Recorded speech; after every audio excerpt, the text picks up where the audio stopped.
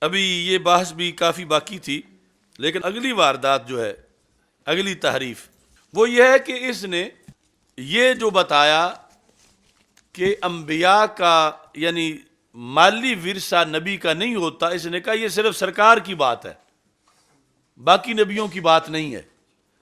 اور اس نے یہ کہا کہ قرآن میں ہے کہ مالی وراثت نبی کی ہوتی ہے، قرآن میں ہے یہ الفاظ۔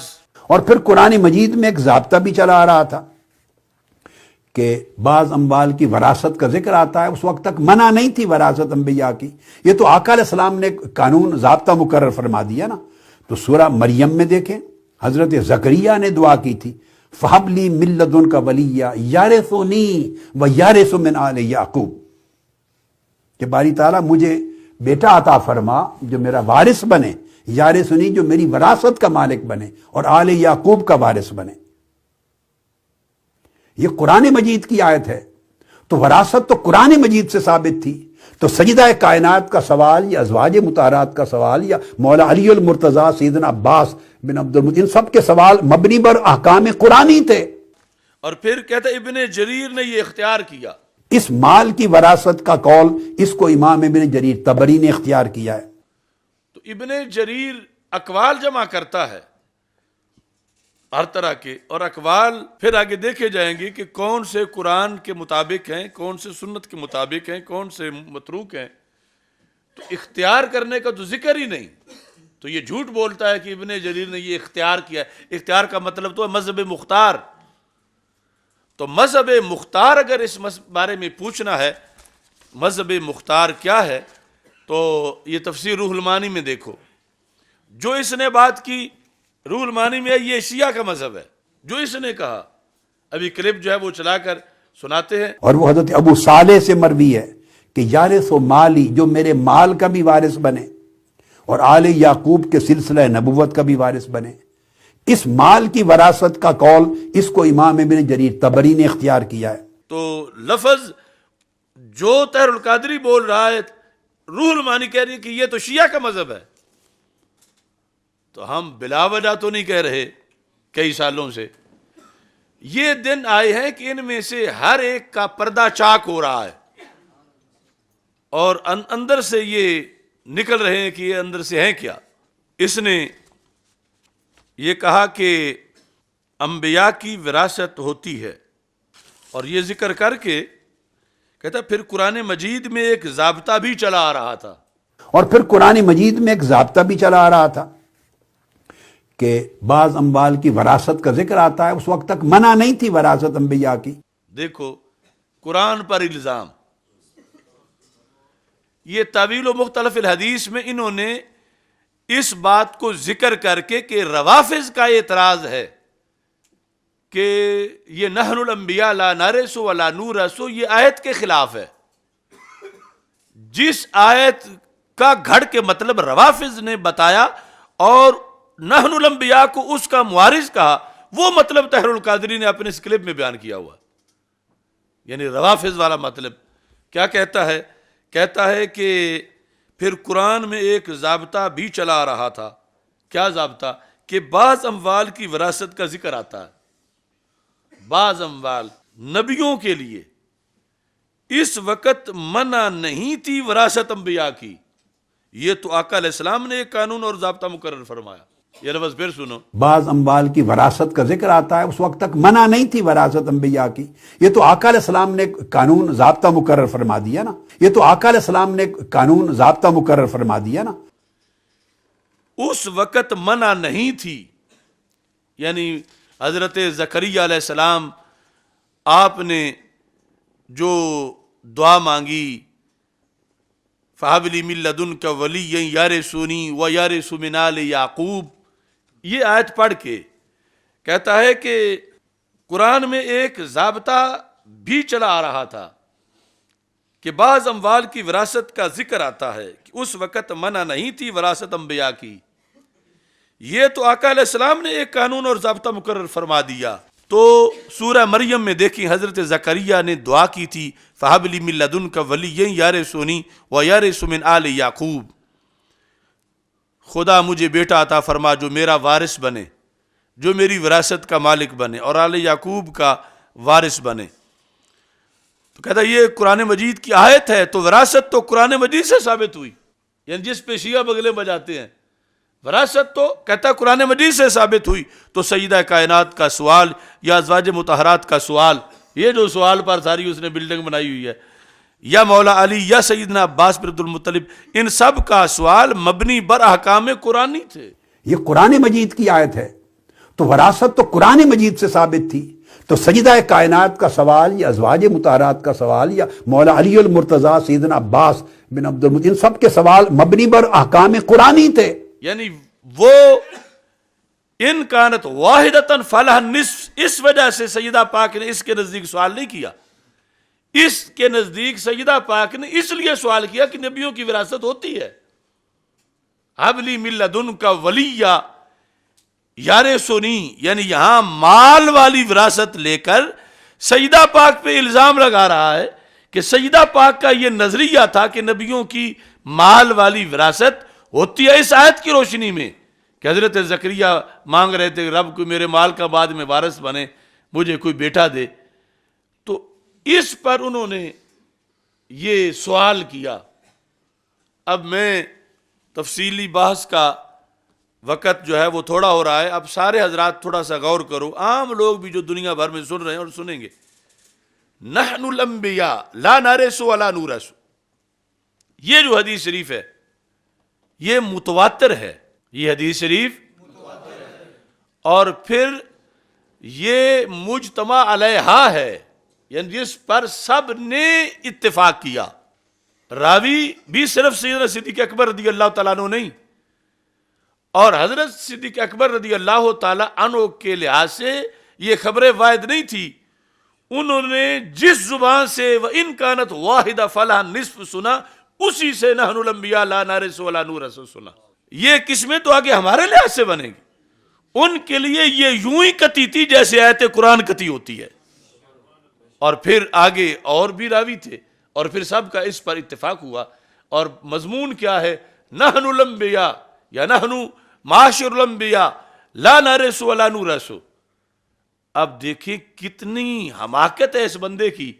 سرکار صلی اللہ علیہ وسلم فرمائیں صرف میں نہیں، سارے نبی جو ہیں ہم سب کی وراثت نہیں ہوتی، ہم درہم و دینار کے وارث نہیں بناتے. اور یہ کیا کہے کہ سرکار نے آ کے قانون بنایا. اگر سرکار نے قانون بنایا تو کیا دوسرے نبی سرکار کے بعد آئیں گے کہ ان کے بارے میں سرکار نے اب قانون بنایا؟ وہ سارے نبی تو اپنے اپنی زندگی میں آ کے چلے گئے. نحن الانبیاء میں وہ سارے ہیں، اور ان سب کا یہ ضابطہ سرکار بتا رہے ہیں جو متواتر حدیث ہے کہ کسی نبی کا بھی کوئی مالی ورثہ نہیں ہوتا. ورنہ نحن الانبیاء میں اور کون ہے؟ سوچو تو صحیح. سرکار یہ نہیں کہہ رہے ایک جگہ بھی، یہ ہر جگہ جمع کا صیغہ ہے. لا نرث ولا نورث. لا نرث میں غیر نبی تو ساتھ جمع ہی نہیں، نبیوں کی بات ہے. نحن الانبیاء یہ نہیں کہا کہ آنا نبی لا ارث ولا اورث، نحن الانبیاء لا نرث ولا نورث. تو یہ کتنا بڑا باغی ہے دین کا. سرکار تو فرمائیں کہ ہر نبی کی شریعت میں یہی رہا ہے، ہر نبی کی شریعت میں کہ نبی کا مالی ورثہ، نبی کا مالی ورثہ، نبی کا مالی ورثہ.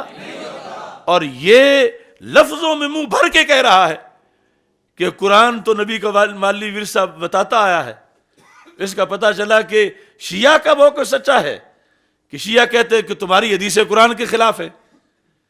پوری امت کا جس پر اجماع ہے نحن الانبیاء، تو نحن الانبیاء کے لفظ سچے تب ہو سکتے ہیں جب یہ مانا جائے کہ قرآن و سنت کا موقف ایک ہی ہے کہ کسی ایک نبی کا بھی کوئی مالی ورثہ، کوئی مالی ورثہ.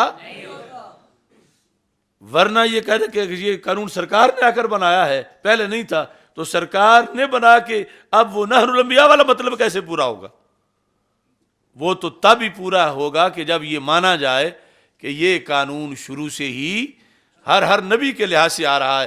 اس لیے یہ تاویل و مختلف الحدیث میں انہوں نے یہ شیعہ کا ذکر کر کے، شیعہ کہتے ہیں کہ آیت اور ہے اور حدیث تمہاری آیت کے منافی ہے، انہوں نے یہ ثابت کیا کہ آیت سے مالی ورثہ ثابت نہیں ہوتا، لہٰذا آیت اور حدیث میں مطابقت ہے، کوئی مخالفت۔ یہ ابن قتیبہ وہ 213 ہجری والا جس کی ولادت، اس نے اس وقت کے بعد میں کتاب لکھ کے یہ فیصلہ لکھا، اس وقت سے اس پر اور ساری امت قائم ہے کہ حضرت زکریا ہوں یا حضرت سلیمان علیہ السلام ہوں، داؤد علیہ السلام ہوں، یہ ساری آیات جو ہیں ان میں وراثت جہاں ذکر ہے وہ علم کی وراثت ہے، وہ نبوت کی وراثت ہے، کہیں بھی مال کی وراثت نہیں ہے، لہذا قرآن و سنت میں کوئی تعارض نہیں ہے۔ اور یہ کہتا ہے کہ قرآن میں مال کی وراثت ہے، یہ قول شیعہ کا ہے، میں ہزاروں کتابوں سے دکھا سکتا ہوں، اور یہ منہ بھر کے یہ کہہ رہا ہے، تو پھر کیسے کہتے ہو کہ یہ شیعہ نہیں؟ اور پھر اس مسئلے پر آ کر یہاں اتنی بڑی ان کو چھوٹ دے رہا ہے، اور یہاں یہ تاویل و مختلف الحدیث میں انہوں نے یہ صفحہ نمبر 361 ہے، اس کے اندر یہ بات لکھ دی، لا نورث لیس مخالفا لقول زکریا علیہ السلام فہب لی من لدنک ولیہ یارثنی و یارث من آل یعقوب۔ یہ حدیث اس آیت کے خلاف ابن قتیبہ لکھ رہے ہیں، کیوں؟ لأن زکریا لم یرد یارثنی مالی، یارثنی مالی نہیں ہے، یارثنی و یارث من آل یعقوب کا وراثت تو ہے مگر مال کی وراثت نہیں ہے۔ اگر مال کی وراثت والا قول جو متروک کو لکھا ہوا ہے کتابوں میں اگر وہ لوگے تو پھر آیت اور حدیث میں تعارض آ جائے گا، نحن الانبیاء لا نرث ولا نورث، اس واسطے متواتر حدیث کے مقابلے میں کوئی مرسل روایت نہیں لی جائے گی۔ وہ مال کا ذکر بعض مرسل باتوں میں ہے، آیت میں مال کا ذکر، تو اس واسطے انہوں نے کہا کہ لأن زکریا علیہ السلام لم یرد یارثنی مالی، انہوں نے یہ نہیں کہا کہ وہ بچہ پیدا ہو جو میرے مال کا وارث بنے، تو اس واسطے کوئی آپس میں تعارض نہیں ہے۔ اور انہوں نے بڑی عجیب آگے بات کی، کہتے ہیں کہ ایو مال کان لزکریا علیہ السلام، زکریا علیہ السلام کا مال تھا کون سا کہ انہیں تھا کہ بعد میں میرا کوئی وارث بنے اس مال کا، حتی یسأل اللہ تعالی یہب لہ ولدا یرثہ، یعنی ان کی دلچسپی نہیں تھی، کون سے مربے تھے، اور ساتھ لقد جل ھذا المال اذن، کہتا ہے پھر تو مال کی بڑی شان ہوئی کہ نبی مال چاہ رہا ہے تو پھر تو اب باقی کو بھی مال کے لیے بیٹے مانگنے چاہیے۔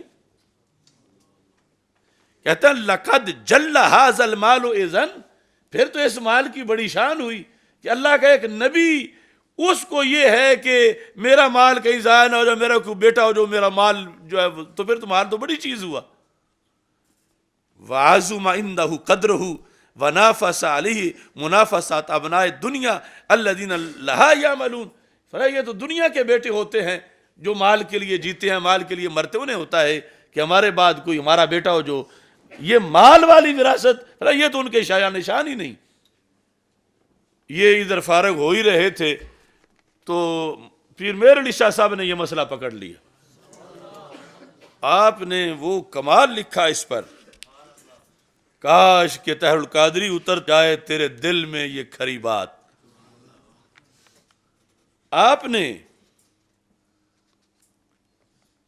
لکھا ایسا ہی، توجہ کرنا، میں گول روی حضرات کو بھی کہنا چاہتا ہوں، ایسا ہی آیت یارثنی و یارث من آل یعقوب میں ارث مالی مراد نہیں، جو طاہر القادری بنا رہا ہے ارث مالی، یہ کہتے ہیں مراد یہ ہے باغی اسلاف کا۔ اور پھر قرآن مجید میں ایک ضابطہ بھی چلا آ رہا تھا کہ بعض اموال کی وراثت کا ذکر آتا ہے، اس وقت تک منع نہیں تھی وراثت انبیاء کی، یہ تو آقا علیہ السلام نے قانون ضابطہ مقرر فرما دیا نا۔ تو سورہ مریم میں دیکھیں حضرت زکریا نے دعا کی تھی، فَحَبْ لِي مِن لَدُنْكَ وَلِيًّا يَرِثُنِي وَيَرِثُ مِنْ آلِ یعقوب، کہ باری تعالیٰ مجھے بیٹا عطا فرما جو میرا وارث بنے، یارثنی جو میری وراثت کا مالک بنے اور آل یعقوب کا وارث بنے۔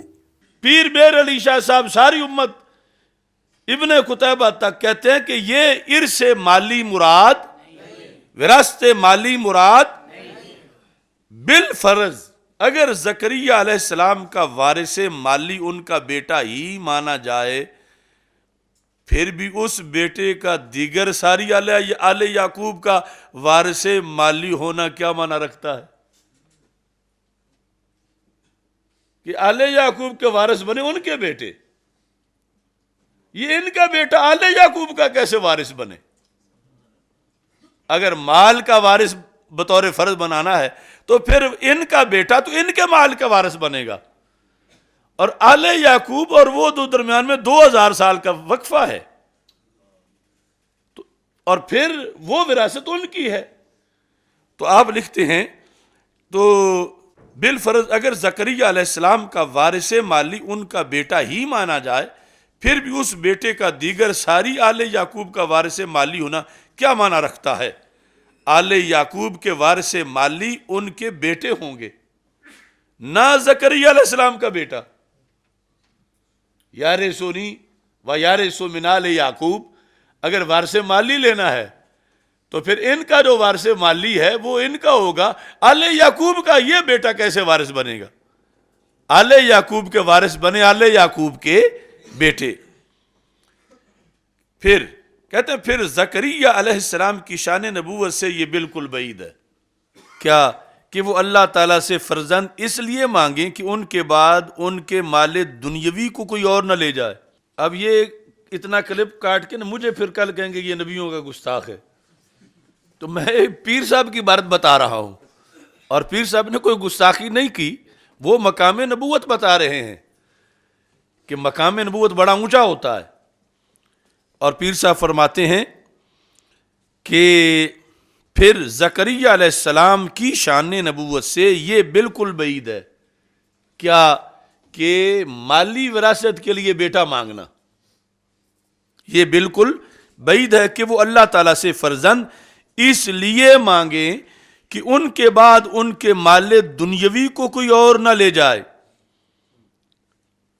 ساتھ ہی اس کے علاوہ زکریا علیہ السلام مالی طور پر معمولی حیثیت کے مالک تھے، یہ بھی پیر صاحب کے لفظ ہیں، کیونکہ مالی طور پر، دینی روحانی طور پر تو بہت بڑی حیثیت ہے، اللہ کے نبی کی حیثیت کا کون ہم پلہ ہو سکتا ہے، لیکن مربع کتنے تھے، پلاٹ کتنے تھے، بینک بیلنس کیا تھا؟ تو کہتے ہیں کہ یعنی اس معنی کے رد کے لیے کہ جب سونے چاندی کے پہاڑ ہوں اور یہ کہ وہ کوئی بیٹا کوئی نہیں، بیٹا ہوتا تو وہ وارث بن جاتا، تو ایک تو کہا کہ یہ نبوت کی شان کے لائق نہیں، یہ سوچ نہ ان کی تھی۔ اس کے علاوہ زکریا علیہ السلام مالی طور پر معمولی حیثیت کے مالک تھے، تاریخ ان کو نجار بتاتی ہے، یعنی پیشہ ان کا نجار، اور ان کے پاس اتنا مال نہ تھا کہ اس کے لیے بالخصوص اللہ تعالیٰ سے وارث کی التجا کی جاتی، اور پھر جو بیٹا پیدا ہوا اور ان کے بیٹے یحییٰ علیہ السلام تو زاہد اور تارک الدنیا تھے، تو لہٰذا انہوں نے وہ طاہر القادری جو یہاں مالی وراثت قرآن سے میں آ رہی تھی، یعنی کتنا یہ بندہ جسارت کرنے والا ہے کہ قرآن جس کا رد کرنا چاہتا ہے یہ قرآن کے کھاتے میں ڈال رہا ہے، اور پھر سیدہ پاک کے کھاتے میں ڈال رہا ہے کہ چونکہ نبیوں کی مالی وراثت قرآن میں آ رہی تھی تو اس لیے سیدہ پاک نے بھی جو ہے وہ سوال کر دیا، کیا سوال ہی اس کے بقول سیدہ پاک نے اس کا سوال کر دیا۔ تو یہ ایک ہی غلطی میں کتنے غلطان کر رہا ہے یہ۔ اب یہاں پر ذرا محمود رضوی صاحب کو بھی ایک بار آنے دو، یہ باغ فدق، اللہ ان کے بیٹوں کو بھی ہدایت دے کہ وہ یہ کتاب چھاپ دیں، یا کوئی ویسے ہی چھاپ دے اللہ کا بندہ، انہیں صرف یہ ہے کہ باغ فدق سے گامے شاہ والوں کا کچھ نہیں رہے گا، تو وہ پارٹنر بنے ہوئے ہیں آج کل ساتھ، دیکھو اپنے ابا جی کی کتاب نہیں چھاپ رہے، کہ ان کے خلاف جا رہی ہے اور یہ ان کے دوست ہیں۔ یہاں پر باغ فدق والے اس مسئلے میں یہاں بابا جی کیا لکھتے ہیں، سید محمود احمد رضوی صاحب رحمۃ اللہ علیہ، یہ صفحہ نمبر 20 ہے، کہتے ہیں کہ یار سنی و یار من آل یعقوب، جو میرا وارث اور آل یعقوب کا وارث ہو، یہاں بھی وراثت سے علم و نبوت ہی مراد ہے۔ علم و نبوت ہی تو سڑا زور لا دے، علم و نبوت اتنا زور لاؤ کہ طاہر القادری اتھے الٹا ہو جائے جیتے بیٹھا ہے۔ علم و نبوت بڑی عجیب بات لکھی عظیم رضوی صاحب نے، کیونکہ حضرت زکریا حضرت یعقوب سے 2000 سال سے بھی زیادہ عرصہ کے بعد پیدا ہوئے۔ کیا ہزارہا سال سے بنی اسرائیل کی جائیداد غیر منقسم پڑی ہوئی تھی؟ کہ ہزارہا سال سے بنی اسرائیل کی وہ آل یعقوب کی جائیداد پڑی ہوئی تھی اور یہ چاہتے تھے کہ میرا کوئی بیٹا پیدا ہو، میرا بھی وارث بنے، وہ جائیداد بھی لے لے۔ کیا ہزارہا سال سے بنی اسرائیل کی جائیداد غیر منقسم پڑی ہوئی تھی کہ جس کی وراثت حضرت یحییٰ علیہ السلام کو ملنی تھی؟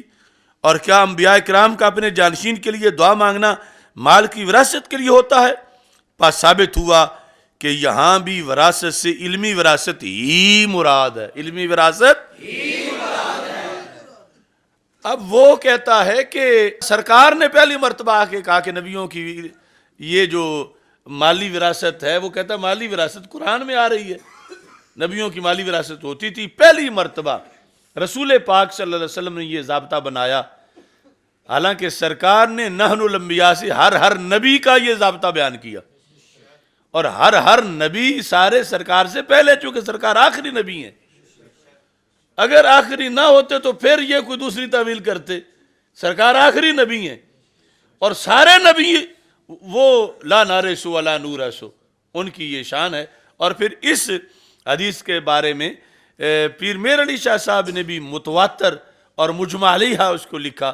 اور پھر یہ ہے کہ ہمارے مخالفین جو ہیں یعنی روافض، وہ بھی اس حدیث کا انکار نہیں کر سکتے، ان کے اصول میں بھی ہے۔ یعنی دیکھو نا کتنی بڑی دھاندلی ہے، وہ تو چونکہ ان کا نڑی ڈٹا ہے ہی نہیں کوئی، سارا دین ہی ان کا اس طرح کا ہے۔ ادھر یہ کہہ رہے ہیں آیت کے لحاظ سے، اور ساتھ خود نبوت کی شان نحن الانبیاء لا نارث ولا نورث بھی بیان کر رہے ہیں۔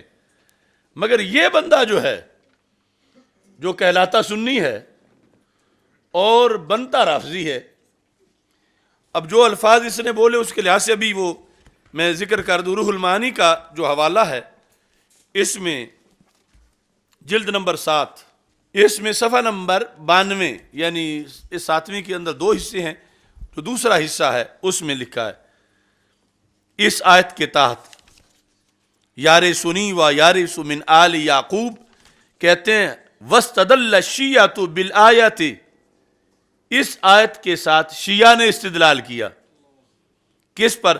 عَلَىٰ أَنَّ الْأَنْبِيَاءَ عَلَيْهِمُ السَّلَامُ تُورَثُ عَنْهُمْ أَمْوَالُهُمْ، کہ نبیوں کا ورثہ مال ہوتا ہے۔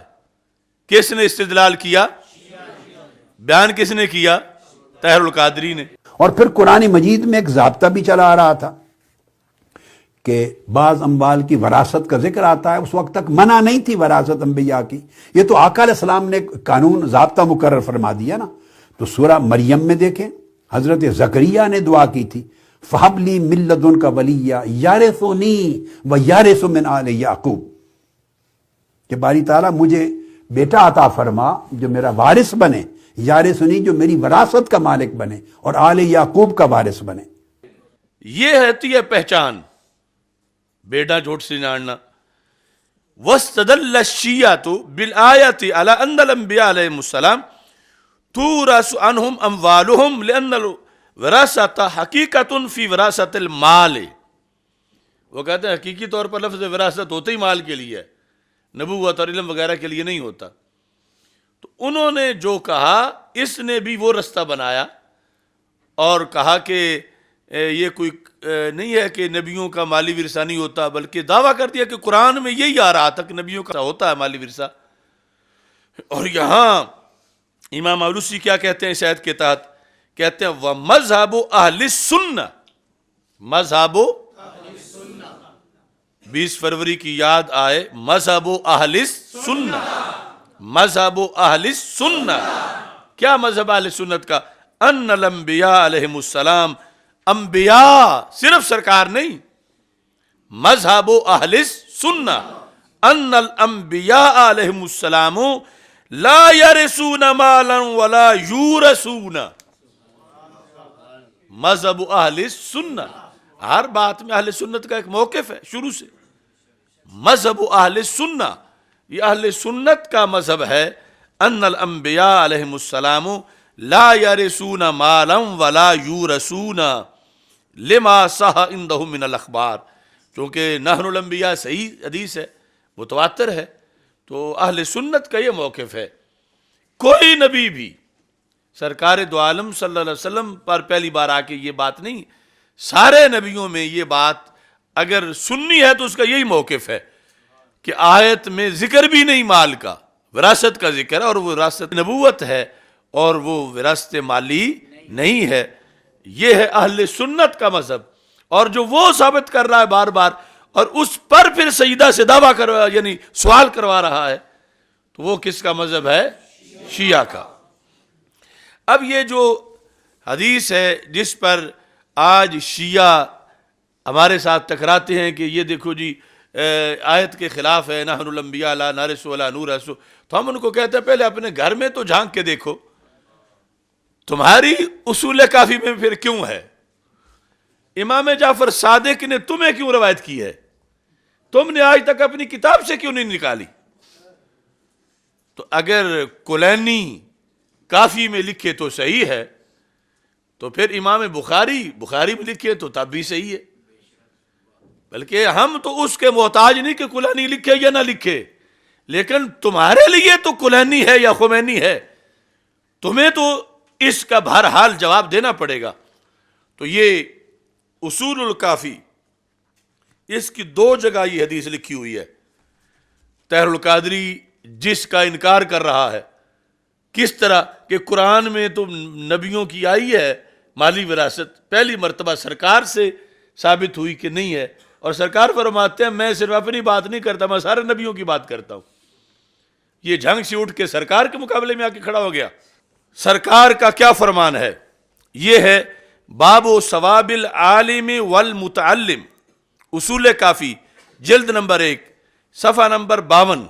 اس میں امام جعفر صادق رضی اللہ تعالیٰ عنہ، ائمہ اہل بیت، ان سے انہوں نے لکھا ہوا ہے کہ رسول پاک صلی اللہ علیہ وسلم کا فرمان ہے، قال رسول اللہ صلی اللہ علیہ وسلم۔ حدیث ہماری کتابوں میں بھی ہے، یعنی ضروری نہیں جو ہماری حدیث وہ لکھ دیں تو پھر ان کی بن جائے، یہ پوری حدیث ہماری ساری کتابوں میں موجود ہے۔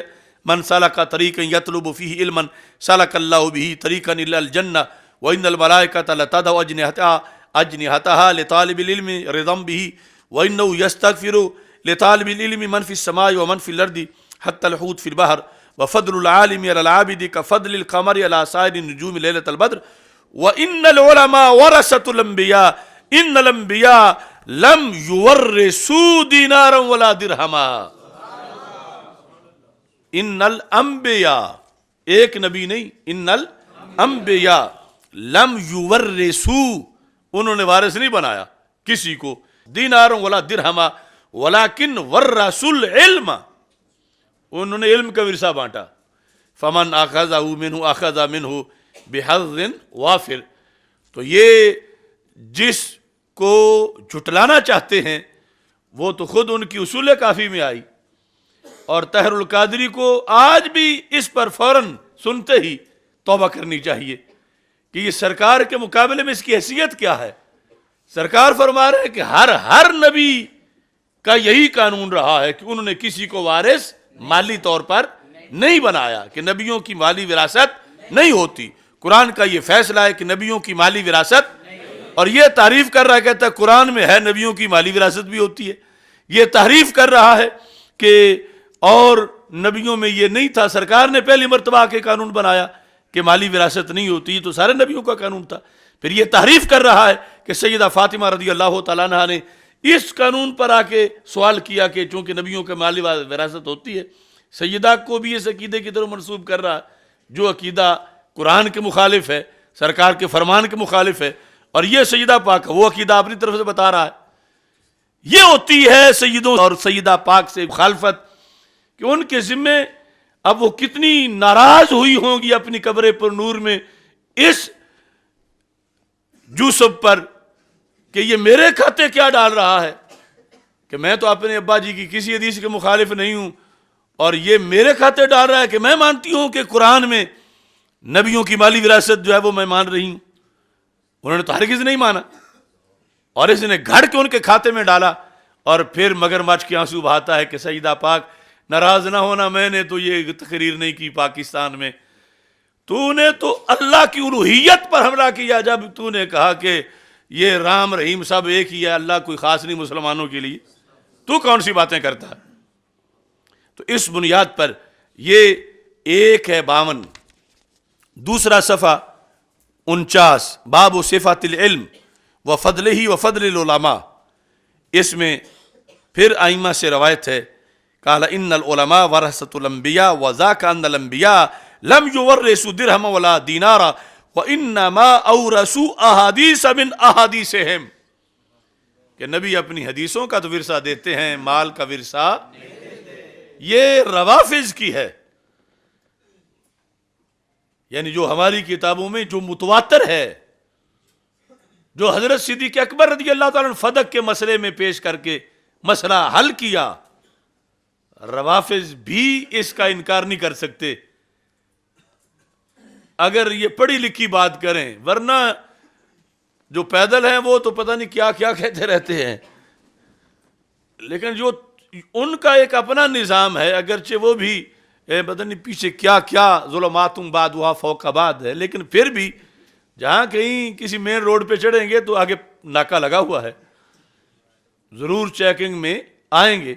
تو اس میں اور اس کے علاوہ جو ہے وہ احتجاج طبرسی، یہ بھی روافض کی کتاب ہے، یہاں بھی یہ حدیث موجود ہے، اس کے یہ الفاظ ہیں صفحہ نمبر 123 نحن معاشر الانبیاء لا نورث ذهبا ولا فضة ولا دارا ولا عقارا وانما نورث الكتاب والحکمہ والعلم والنبوہ، کہ رسول پاک صلی اللہ علیہ وسلم نے ارشاد فرمایا کہ ہم نحن معاشر الانبیاء، ہم جو نبی ہیں، لا نورث، ہم نہیں وارث بناتے کسی کو، ذہبا سونے کا، ولا فضہ چاندی کا، ولا دارا گھر کا، ولا اکارا کسی زمین کا، وانما نورث الکتاب والحکمۃ والعلم والنبوۃ۔ تو یہ یعنی اس معاملہ میں جو حضرت صدیق اکبر رضی اللہ تعالیٰ عنہ کی دلیل، اور دوسرا یعنی اس مسئلے پر جو اس کی بڑی تعریف تھی کہ اس نے کہا قرآن میں یہ آ رہا ہے کہ نبیوں کی مالی وراثت ہوتی ہے، اور پہلی مرتبہ رسول پاک صلی اللہ علیہ وسلم نے ایسا کہا کہ مالی وراثت نہیں ہوتی، تو یہ اتہام ہے سرکار پر بھی، قرآن پر بھی، سیدہ پر بھی، اور سے سارے نبیوں پر بھی، کہ وہ تو اپنے اپنے زمانے میں انہوں نے تو کسی کو درہم و دینار کا وارث بنایا ہی نہیں ہے، اور یہ کہتا ہے سارے بناتے آئے ہیں۔ 1,24,000 پیغمبروں کے خلاف یہ زبان درازی کر گیا کہ وہ وارث بناتے رہے، حالانکہ سرکار نے ان کی صفائی دی کہ ان میں سے کسی نے وارث نہیں بنایا۔ اور یہاں تک کہ پھر دروغ گور حافظہ نے اس کی اپنی جو ہے یہ کتاب، یا تو پھر خود لکھتا نہیں ہے، اپنی کتاب میں بھی یہ لکھا ہوا ہے المنہاج السوی، اس میں صفحہ نمبر 430 ان العلماء ورثۃ الانبیاء ان الانبیاء لم یورثوا دینارا ولا درہما۔ اب سوچنا ہے اگر بندہ ایسے خود ترجمہ کیا ہوتا، یہ خود لکھی ہوتی، تو کم از کم وہ یہ بولتے ہوئے سوچتا تو صحیح کہ میں اپنی کتاب میں تو یہ لکھ چکا ہوں کہ کسی نبی نے بھی درہم و دینار کا کسی کو وارث نہیں بنایا، اور میں بول یہ رہا ہوں کہ قرآن تو کہتا ہے کہ نبی جو ہے وہ وارث بناتے آئے ہیں مال کے، درہم و دینار کے، تاند نہیں تانی ساری اس طرح دی۔ تو اس پر اب یہ نفس مسئلہ اس کی بھی تھوڑی سی وضاحت. تو نفس مسئلہ جو ہے یعنی اجتہاد، سیدہ پاک رضی اللہ تعالی عنہا نے کویسچن نہیں کیا تھا، مطالبہ کیا تھا، دعویٰ کیا تھا، ان کا ایک نظریہ تھا، ان کی دلیلیں تھیں، لیکن وہ دلیل نہیں جو رافضی بناتے ہیں اور جو طاہر القادری بنا رہا ہے ارث مالی والی. ان کی دلیل جو ہے وہ یہ ہے کہ قرآن مجید میں جو کم کا خطاب ہے یہ کہیں کم کے اندر سرکار دو عالم صلی اللہ علیہ وسلم بھی شامل ہوتے ہیں، کہیں شامل نہیں ہوتے. کتب علیکم الصیام، اس کم میں امت بھی ہے اور رسول پاک صلی اللہ علیہ وسلم بھی ہیں. یہ نہیں کہ کتب علیکم الصیام سے سرکار پر روزانہ فرض ہوا ہو، صرف امت پر ہوا ہو. یا ایھا الذین آمنوا کتب علیکم الصیام کما کتب علی الذین من قبلکم. تو مگر وَاعْلَمُوا أَنَّ فِيكُمْ رسول اللہ، فیکم جب سرکار کا علیحدہ ذکر ہے رسول اللہ کا، تو اب اس کم میں سرکار کا ذکر. تو دو طرح کے کم ہیں، قوم نہیں، کم کشک والا کاف، کہیں سرکار بھی شامل ہوتے ہیں، کہیں سرکار اس خطاب میں شامل. تو یوصیکم اللہ، یہاں بھی کم ہے، یوصیکم. یہ جو کم ہے سیدہ پاک رضی اللہ تعالی عنہا کا یہ اجتہاد تھا کہ یہ کم ویسے ہے جیسے کتب علیکم الصیام والا کم ہے.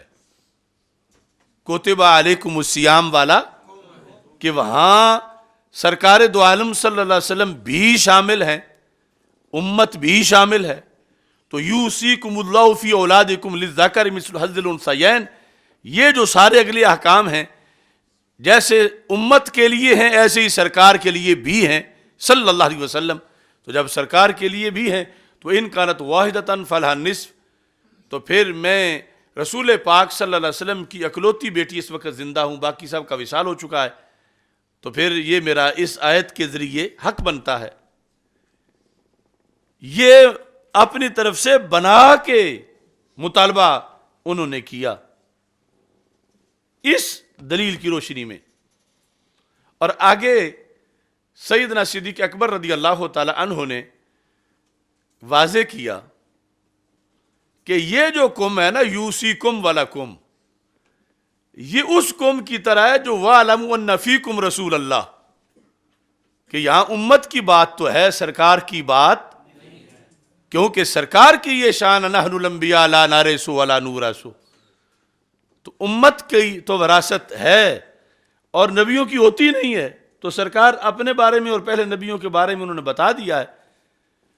تو یہ یعنی انہوں نے بتایا کہ عام نہیں بلکہ خاص ہے، حکم عام نہیں بلکہ عام نہیں بلکہ. شیعہ یہ کہتے ہیں دیکھو جی انہوں نے خبر واحد سے آیت کو منسوخ کر دیا.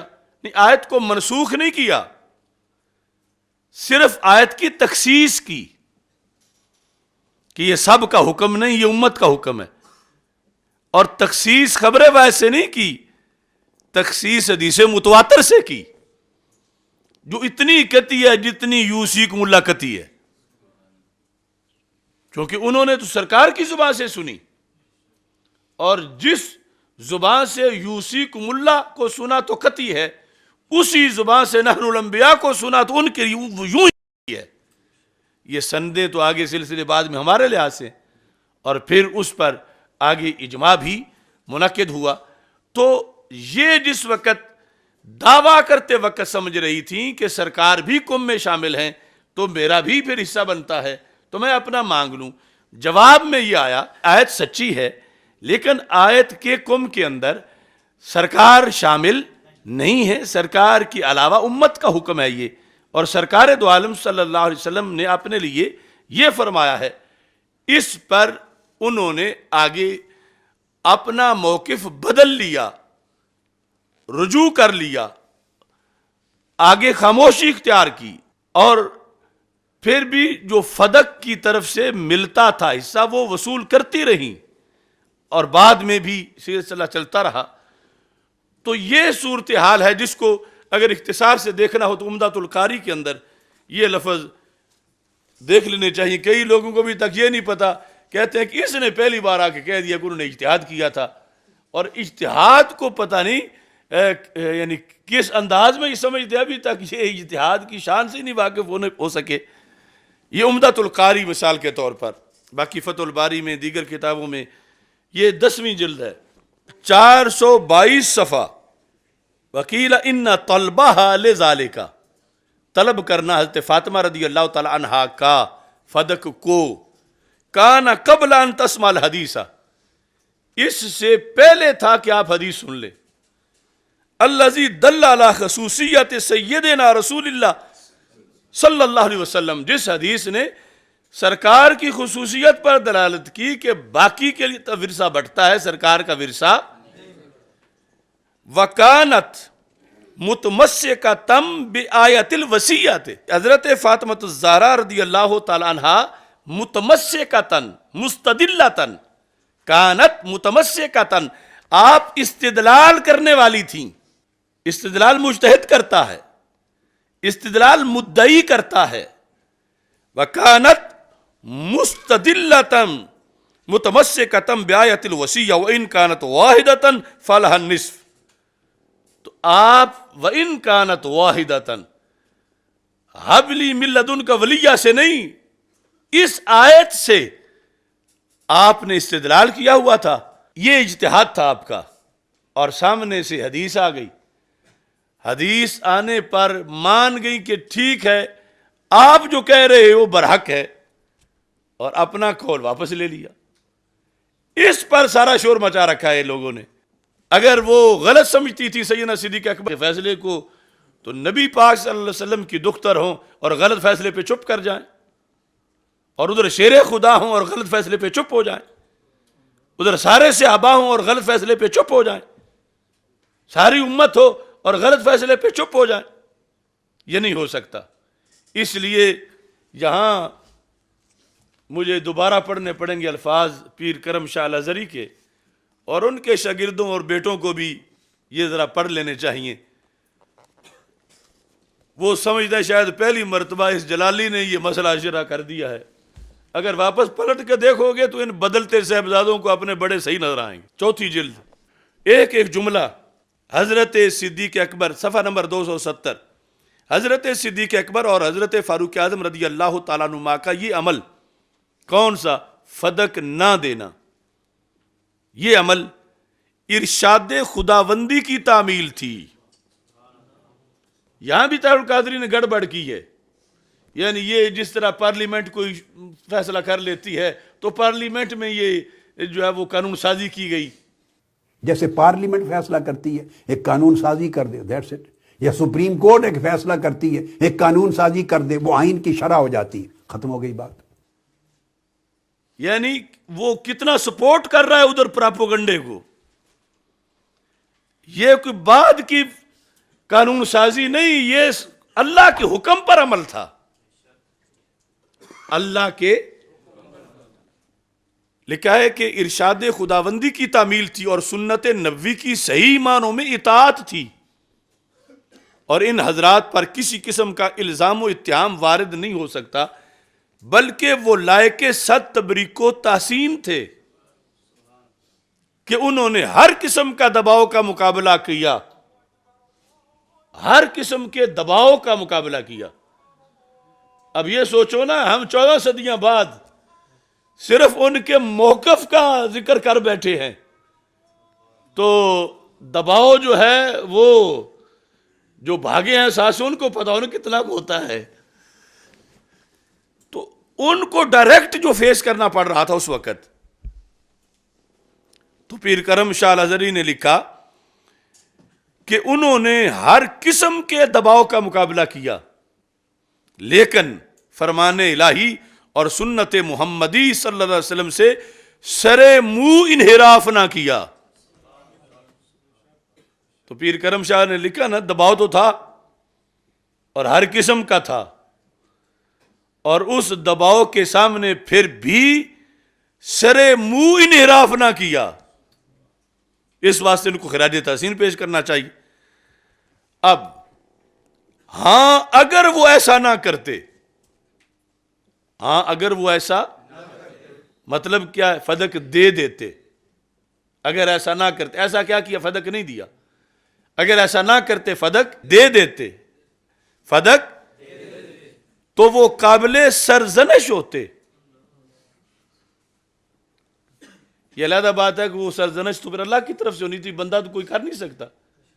لیکن پیر کرم شاہ کے نزدیک اگر وہ فدق دے دیتے، جو آج یہ سارے مل کے جھگڑا کر رہے ہیں دے دینا چاہیے تھا، کوئی بات نہیں تھی، دے دینا چاہیے تھا، یعنی پہلے لفظی یہ کرتے تھے، اب یہ بھی ساتھ جو زیر اثر ہیں، تو پیر کرم شاہ الازہری نے کہا کہ اگر وہ ایسا نہ کرتے یعنی فدق دے دیتے تو وہ قابل سرزنش ہوتے، بلکہ اس وقت کا زندہ اور بیدار معاشرہ احکام الہی اور سنت نبوی کی اس خلاف ورزی کو ہرگز برداشت نہ کرتا۔ اس وقت کا بیدار معاشرہ کیا برداشت نہ کرتا؟ اگر فدق دیتے تو برداشت نہ کرتا۔ وہ کون سا معاشرہ تھا؟ کون لوگ تھے؟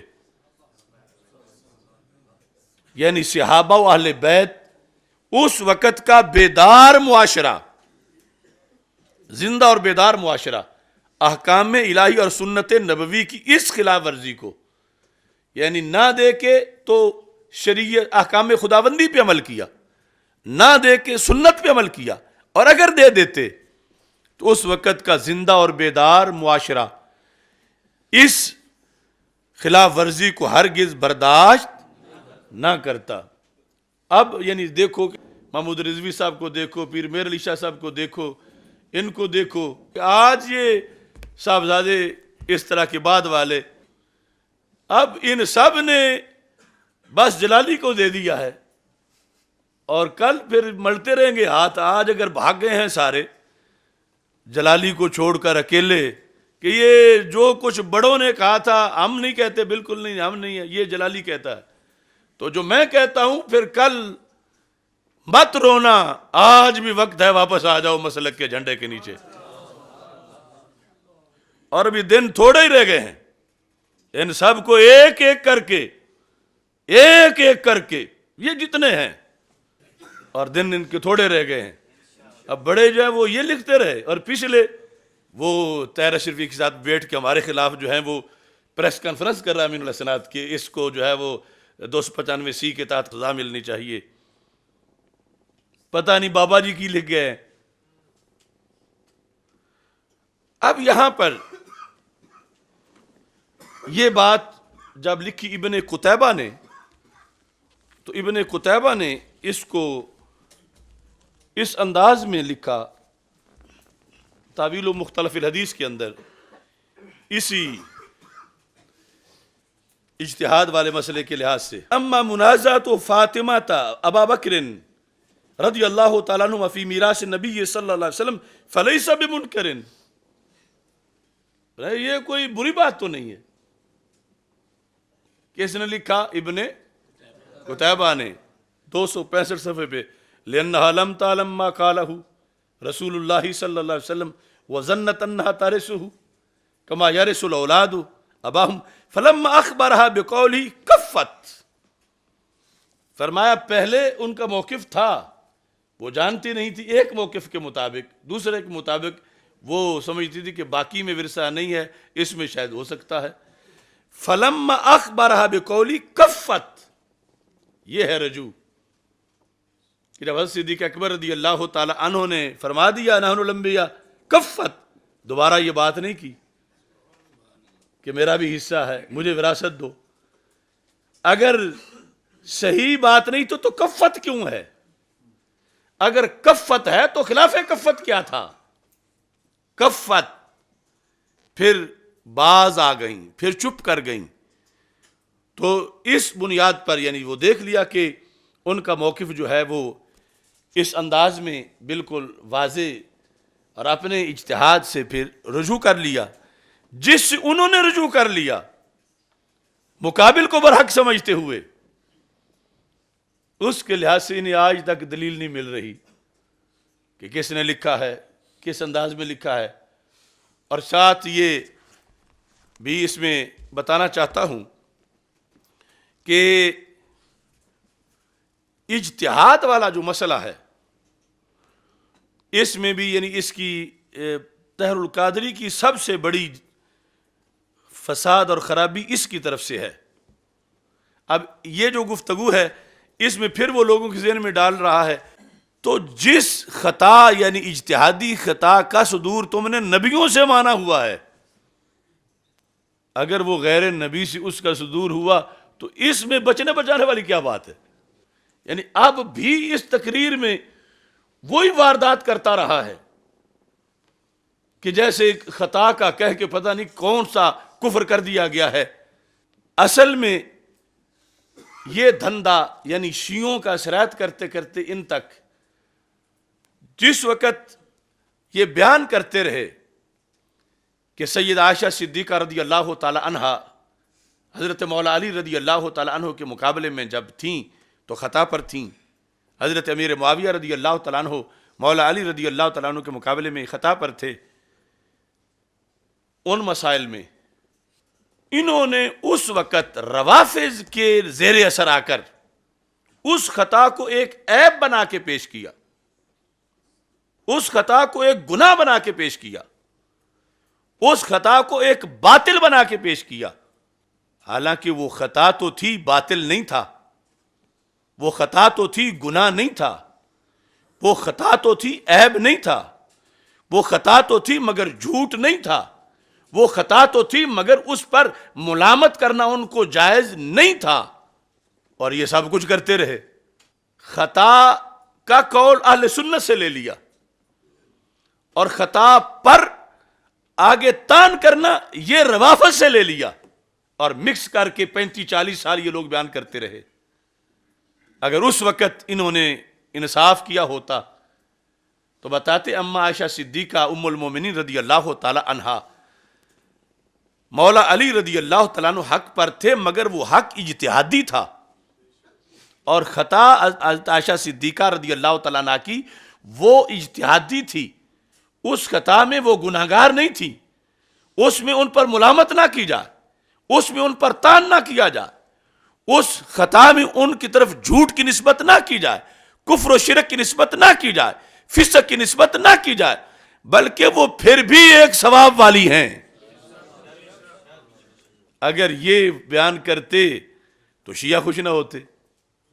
اس وقت انہیں شوق تھا شیعوں کے مراکز میں جا کر یہ کہنے کا کہ شیعہ سنی ایک کے جڑا کھے دو اس نو دو کر دو۔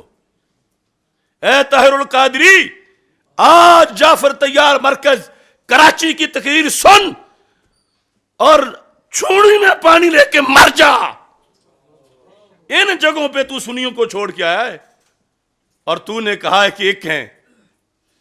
آج تیرے اندر ایمان رتی بھی ہوتی تو بولتا ان کے خلاف، جو اللہ کو بھونکے ہیں، قرآن کو بھونکے ہیں، صحابہ کو بھونکے ہیں، سرکار کی شہزادیوں کو بھونکے ہیں، اور تم منہ بنا کے بیٹھے ہو۔ یاد کرو جب تم نے کہا تھا جو یہ کہے کہ دو ہے اس کو دو کر دو، تو یہ تیرے ہے، تو ان کا ہے۔ یہ جو بھونک رہے ہیں دن رات صحابہ کو، اب بتا کہ تو نے کتنا بڑا جرم کیا جب سنیوں کو پکڑ کے لے کے تو ان کے امام مرکزوں میں لے گیا۔ آج بول اور بول کے کہہ کہ تو نے جرم عظیم کیا۔ ان کا تو اتحادی بنا تھا، ان کے لحاظ سے تو کہتا تھا کہ یہ سنی شیعہ ایک ہیں۔ یہ جرم ہے ان سارے لوگوں کا۔ اجتہاد اور خطا اجتہادی کی انہوں نے وضاحت نہیں کی، صرف ان کا راندہ راضی کرنے کے لیے کہ خطا بولنا جائز ہے لیکن مطلب ان والا بتاؤ۔ اگر صحیح بتا ہوتا تو آج پتہ چلتا، جب یہ قول ہوا تو کسی کو اضطراب نہ ہوتا کہ جب نبیوں کی طرف نسبت کی جاتی رہی اور کچھ نہیں ہوا تو یہ کیسے توہین بن جائے گی۔ جن کا مذہب یہ ہے انہوں نے تو کہنا ہے، ان کا تو کنویں کو مینار اور مینار کو کنواں وہ کہتے ہیں، لیکن ہمارا مذہب ہے۔ تو اس بنیاد پر میں پھر کہہ رہا ہوں سارے ٹولے کو کہ مسئلہ فدق میں دونوں جانب سچ تھا، کسی جانب بھی جھوٹ نہیں تھا، کسی جانب بھی باطل، کسی جانب بھی کفر، کسی جانب بھی فسق، دونوں جانب صدق تھا، اور کسی جانب پر بھی تان کرنا جائز، کسی کو ملامت کرنا جائز۔ جہاں تک حق کی بات ہے تو جو ہوتا ہے نا حق باطل کے مقابلے میں، اس پر میں کہتا ہوں دونوں جانب حق تھا، وہ حق جو باطل کے مقابلے میں ہوتا ہے۔ لیکن ایک ہوتا ہے حق اجتہادی، ایک ہوتا ہے حق اجتہادی اور ہے، حق اجتہادی خطا اجتہادی کے مقابلے میں ہے، اور وہ حق جو کفر کے مقابلے میں ہے وہ حق اور ہے۔ اگر حق کا معنی لینا ہے کہ جو کفر کے مقابلے میں ہے تو دونوں حق پر تھے، لیکن اگر حق کا معنی وہ لینا ہے جو حق اجتہادی ہوتا ہے، جو خطا اجتہادی کے مقابلے میں ہے، تو اس پر ساری امت کہتی آئی ہے کہ حضرت صدیق اکبر رضی اللہ تعالیٰ عنہ حق پر تھے، حق اجتہادی تھا ان کا، لیکن مقابلے میں بھی باطل نہیں تھا، کفر نہیں تھا، فسق نہیں تھا، جھوٹ نہیں تھا، عدل تھا۔ کہ اس نے یعنی اس تقریر میں بھی لفظ خطا جو جس پس منظر میں تھا اس میں استعمال نہیں کیا، لیکن پھر لوگوں کو ایک ڈراوا دے رہا ہے کہ پھر تو سب خطاوار ہو جائیں گے، سب کی طرف خطا ہو جائے گی۔ تو میں اس کو ذرا اس کی طرف سے یہ آئینہ دکھانا چاہتا ہوں، اور پھر یہ بھی میں کہہ رہا ہوں، بار بار کہتا آ رہا ہوں کہ اہل سنت میں شمار ہونے والا ایک طبقہ ہے، نہیں شمار ہونے والا ایک طبقہ عقیدہ معصومیت میں قولن اور ہیں عملاً اور ہیں، یعنی قولن یہ کہتے ہیں کہ انبیاء علیہ السلام کے سوا انسانوں میں کوئی معصوم نہیں، مگر عملاً سیدہ پاک رضی اللہ تعالی عنہا کو معصومہ مانتے ہیں عملاً۔ اب اس کا یہ چھوٹا سا کلپ جو ہے اس سے میں دکھا سکتا ہوں۔ اس میں کوئی خطا کہیں نہیں، نہ کوئی امکان ہے خطا کا، اس میں کوئی خطا کہیں نہیں، نہ کوئی امکان ہے خطا کا۔ اور ادھر یہ کہتا ہے جو اپنے لکھا رہا ہے کسی کو بٹھا کے شاگردوں کو کہ صرف نبی معصوم ہوتے ہیں، سوائے پیغمبر سے صحابہ کرام سے بھی غلطیاں ہو سکتی ہیں، اور ہوئیں، پیغمبر سے نہیں ہوتی۔ بڑی غلطیاں بھی ہوئیں اور چھوٹی غلطیاں ہوئی بھی، یہ حتیٰ کہ آپس میں ان میں لڑائیاں اور جنگیں بھی ہو گئیں، مقاتلے بھی ہو گئے، اس حد تک بھی بعضوں سے غلطیاں ہوئیں، مگر چونکہ نیتیں خراب نہیں تھیں اللہ نے معاف کر دیا۔ مگر غلطی کا صدور ہر ایک سے ممکن ہے۔ گناہ سرزد ہونے کا مطلب نہیں کہ وہ ولی نہ رہا، غوث نہ رہا، کتب نہ رہا، وہ توبہ کر لیتے ہیں۔ غیر پیغمبر ہے، غلطی ہو سکتی ہے۔ کبھی یہ عقیدہ نہیں کہ پیغمبر کے سوا صحابہ کرام سے لے کر آج ہمارے دور تک یا قیامت تک کوئی اور ایسے انسان بھی ہیں جو قائد ہیں، لیڈر ہیں، اور ان سے کبھی غلطی نہیں ہو سکتی، یا ولی کتب ابدال ہیں اور غلطی نہیں ہو سکتی، وہ پاک ہیں۔ یہ عقیدہ غلط ہے۔ ہاں اہل تشیع اور فقہ جعفریہ کے ہاں یہ عقیدہ ہے، ان کے عقائد میں ائمہ اطہار اہل بیت جو 14 ہیں ان کو بھی وہ معصوم عقیدہ رکھتے ہیں، وہ بھی معصوم سمجھتے ہیں کہ ان سے غلطی ہو ہی نہیں سکتی۔ اہل سنت کے عقائد میں ائمہ اور اولیاء سب معصوم نہیں، محفوظ ہوتے ہیں۔ ائمہ اور اولیاء اہل سنت کے عقائد میں معصوم نہیں، محفوظ ہوتے ہیں، یعنی اہل تشیع اور فقہ جعفریہ کے عقیدے میں وہ گناہ یا غلطی کر ہی نہیں سکتے، جیسے انبیاء غلطی نہیں کر سکتے۔ اہل سنت کے ہاں غلطی کا صدور ممکن ہے، کر سکتے ہیں، مگر وہ اللہ کی حفاظت میں ہوتے ہیں، اللہ انہیں گناہ سے محفوظ رکھتا ہے۔ غلطی اور گناہ منافی نبوت ہے، منافی ولایت نہیں۔ اور کوئی معصوم نہیں ہے، لیکن اس گفتگو کے آخری جہاں پہ وہ کلپ ختم ہو رہا ہے اس میں لکھا ہے اور خطا کہیں نہیں نہ ہی امکان خطا۔ اس میں کوئی خطا کہیں نہیں، نہ کوئی امکان ہے خطا کا۔ اس میں کوئی خطا کہیں نہیں، نہ کوئی امکان ہے خطا کا۔ یعنی سیدہ پاک رضی اللہ تعالی عنہا نے جو سوال کیا اس کے بقول خطا کہیں نہیں، نہ ہی امکان خطا. تو امکان خطا کے بعد اب اور معصومیت کیا ہوتی ہے کہ امکان خطا ہی نہیں، ساتھ اجتہادی یا غیر اجتہادی کی بھی قید نہیں، نہ ہی امکان خطا.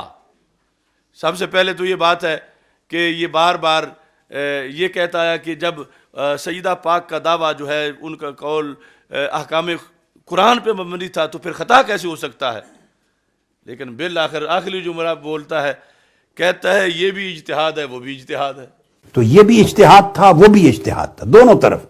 تو جو اجتہاد اس میں تو احتمال ہوتا ہے، یعنی حضرت صدیق اکبر رضی اللہ تعالیٰ عنہ کا بھی اجتہاد ہے، سیدہ پاک رضی اللہ تعالیٰ عنہ کا بھی اجتہاد ہے. پہلے 10 منٹ یہ گردان کرتا رہا ہے کہ سیدہ پاک رضی اللہ تعالیٰ عنہ نے تو آیت پڑھ کر، آیت میں ان کا دعویٰ تھا، آیت میں سب کچھ ہے، تو وہ خطا کیسے ہو سکتا ہے. پھر کہتا ہے نہیں یہ بھی اجتہاد ہے وہ بھی اجتہاد ہے. تو 10 منٹ اپنے موقف پہ ٹھہر نہ سکے وہ زندگی بھر کیسے ٹھہر سکے گا. یہ بھی اجتہاد ہے وہ بھی اجتہاد ہے.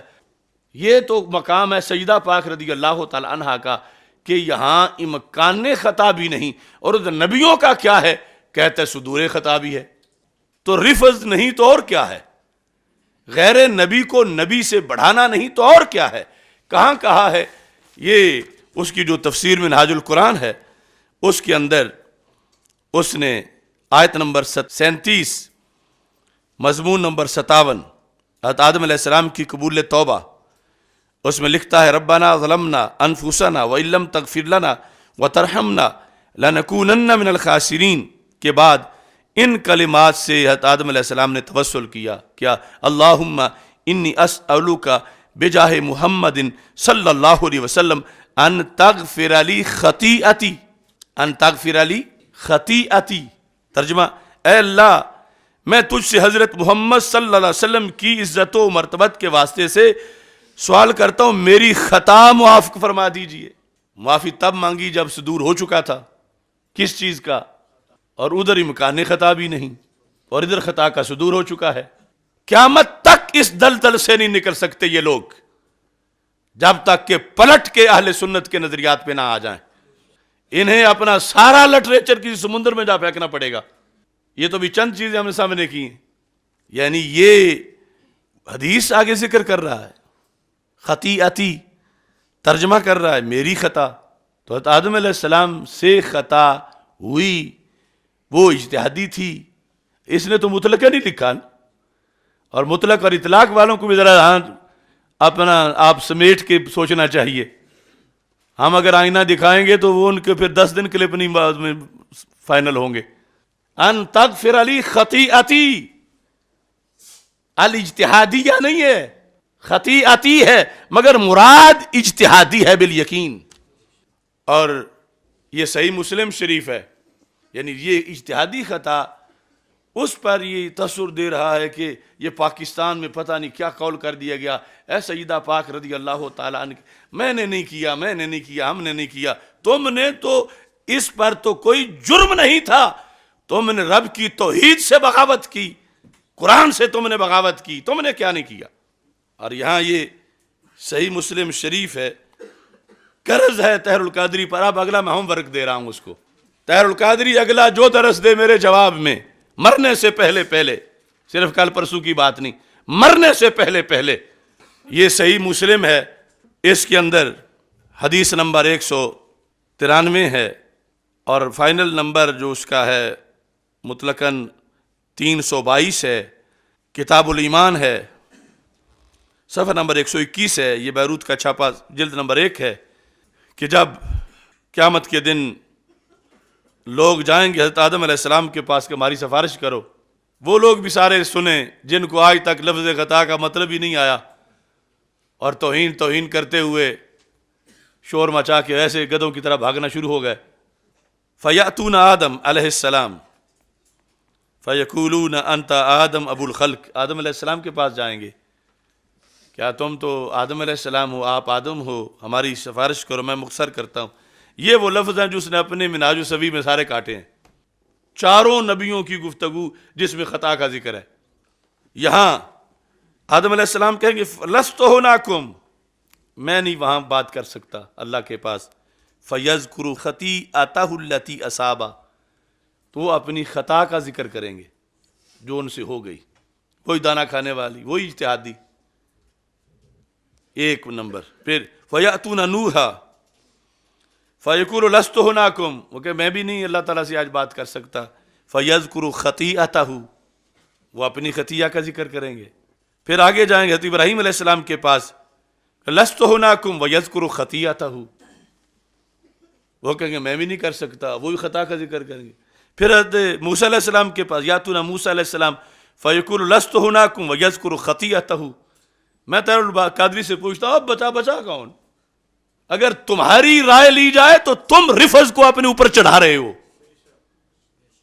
میری تو بات نہیں.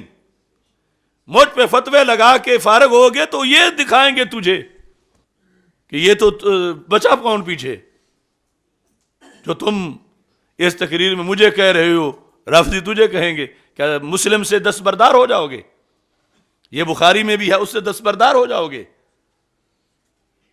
یہ مدارس کے علماء شیوخ الحدیث ذرا توجہ فرمائیں. اگر مطلقاً خطا اجتہادی کو بھی تم عیب بنا رہے ہو تو بچا پیچھے کون؟ عیب نہیں، اسے عیب بنا کے پیش کرنا رفض ہے. یہ عیب نہیں، یہ تو تب ہوتی ہے جب بندہ مرتبہ اجتہاد پہ قائم ہو. تو یہ ہوم ورک ہے میرا طاہر القادری کے لیے، مرنے سے پہلے یہاں خطیہ کا مطلب مجھے بتائے.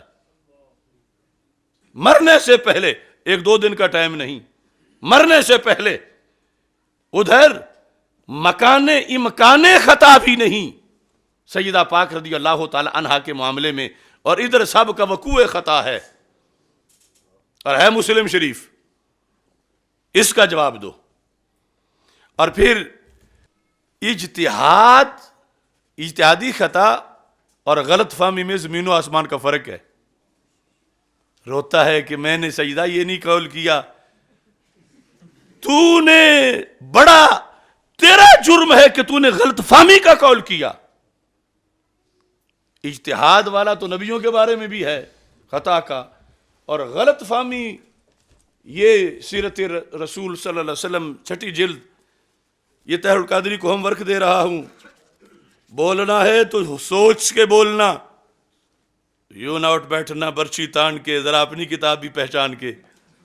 درج بالا حدیث سے واضح ہے کہ حضرت فاطمہ الزہرا رضی اللہ تعالیٰ عنہ کو وقتی طور پر جو معمولی سی غلط فہمی ہوئی تھی، حضرت ابوبکر صدیق رضی اللہ تعالیٰ عنہ جب ان کی عیادت کے لیے گئے تو یہ معمولی سی غلط فہمی فوری طور پر دور ہو گئی.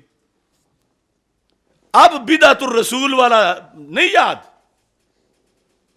ہو، سرکار کے جگر کا ٹکڑا اور غلط فہمی ہو. کہاں ہے وہ پیر جنہیں جلالی میں تو اجتہاد کی خطا پر بھی 295 کی ضرورت ہے، اور اس کے بیرونی ویزوں کے سیر سپاٹوں کے ہوتے ہوئے وہ امین الحسنات جو ہے وہ اس میلہ مویشیوں میں کھڑا ہے اس کے ساتھ، جب اور کوئی نہیں کھڑا ہوا تھا اس کفر میں. وائے بروغ اور پتہ نہیں رام رام جب کر رہے تھے کٹھے ہو کے لپڑ کٹھے، اس مکی سے برے ہیں کہ جو گندگی کے بیٹھ گندی چوستی ایسے لوگ جو پیسے کے دھیلے پر کفر پہ جا کے اکٹھے ہو کے بیٹھ جاتے ہیں. اب طاہر القادری یہ غلط فہمی کیوں ہوئی تجھے؟ مرنے سے پہلے مجھے جواب دے. تو اب دیکھو نا، غلط فہمی ان پڑھ بھی کر سکتا ہے، خطا اجتہادی کو پہلے مجتہد ہوگا تو کرے گا. غلط فہمی کافر کو بھی، ہندو کو بھی، سکھ کو بھی ہو سکتی ہے، پاگل کو بھی، ان پڑھ کو بھی، جاہل کو بھی، مگر خطا اجتہادی تو مجتہد کو ہوتی ہے. تو نے گھٹیا لفظ استعمال کیا.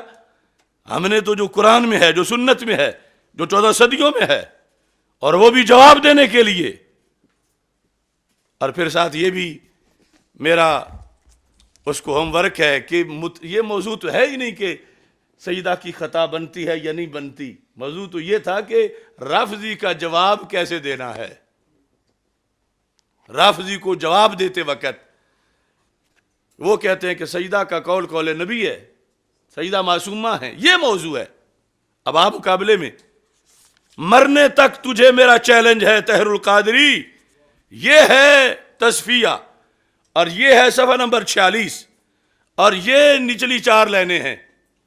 پیر میر علی شاہ صاحب نے جو سوال لکھ کے جواب دیا اس پر کلپ بنا. اگر میرے ساتھ مقابلہ کرنا ہے تو موضوع تو یہ تھا. تو لوگوں کو ویسے خطا کے موضوع پہ آگے پھسلا رہا ہے. اس سوال کا جواب بول اپنی زبان سے سوال اور پھر جواب دے تو پتا چلے گا کہ تیرے پاس کتنے دانے ہیں. یہ موضوع ہے. اور اس کے لونڈوں کو کہتا ہوں یہ پوچھو اس سے, اس کا کلپ بنواؤ اس سے, کیوں اب تک چپ ہے. اور ساتھ جو ہے وہ جو شیعوں کی کتاب کا ورقہ گردش کر رہا ہے وہ بھی میں اس کو دے رہا ہوں. میں نے اس کا جواب دیا طاہر القادری, اس کا جواب دیا میں نے, اور پیر میر علی شاہ صاحب نے اس کا جواب دیا. یہ تجھے میں نیٹ پہ دے رہا ہوں. اب پتا چلتا ہے کتنے مہینوں کے بعد تو رفض کا جواب دیتا ہے. اس کا جواب دینے کے لیے وہ جملہ بولنا پڑا جو پیر میر علی شاہ صاحب نے پہلے بولا, اور میں نے ان کے قول کی تشریح میں اور پہلے امت کا وہ موقف ہے. اس کا جواب دو. اور اس کے علاوہ جو اس کے زمرے میں شمار ہوتے ہیں وہ بھی جواب دیں. عام شیوخ الحدیث کا بھی حق بنتا ہے. یہ لفظی جواب مانگ رہے ہیں, یہ ان کی کتاب میں چھپا ہوا ہے. میرے والے لفظ بولے بغیر اس کا جواب دو. کیا قرض رکھنا ہے ان کا؟ ہم نے قرض نہیں رہنے دیا. انشاءاللہ اللہ نے وقت دیا تو اس کی ایک ایک ایچی بیچی جو ہے وہ جو اس کی بغاوتیں ہیں وہ دور کریں گے. اللہ تعالی ہم سب کا حامی و ناصر ہو. وآخر دعوایا ان الحمد للہ رب العالمین.